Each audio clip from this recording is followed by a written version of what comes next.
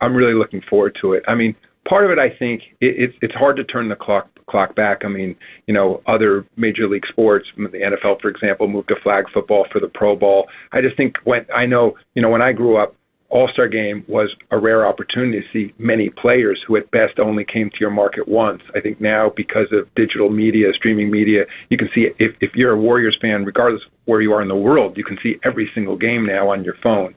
So I just think it's a different time.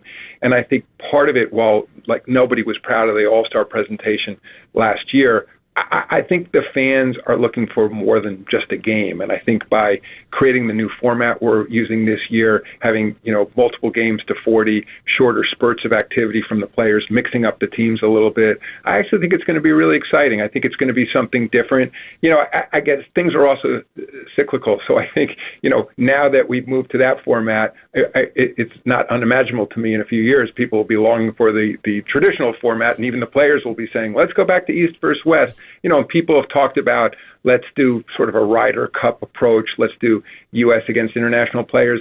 That's something we've thought a lot about. I mean, part of the issue with doing that right now is we've had tremendous growth over the years in international players, roughly 30% of the league now. To me, if you did U.S. versus the rest of the world, you'd still have a problem selecting the All-Stars because it would be a little unfair to the U.S. players because 30% of the players would be half the players. But maybe, 5-10 years from now, as it has to be, I think, just numerically, as so much basketball is being played globally, that there's going to be more international players. We may be at a point where it makes sense to do, something like U.S. international. So, I'm hopeful for this year. I think we're going to see a really exciting turnout. I know, I've talked directly to Steph about it, and many of the perennial All-Stars, I think none of them were proud of what you saw last year. I think they all recognize that, the fans want to be excited and entertained by the style of basketball they see on the floor. Again, I think it's not realistic to expect a playoff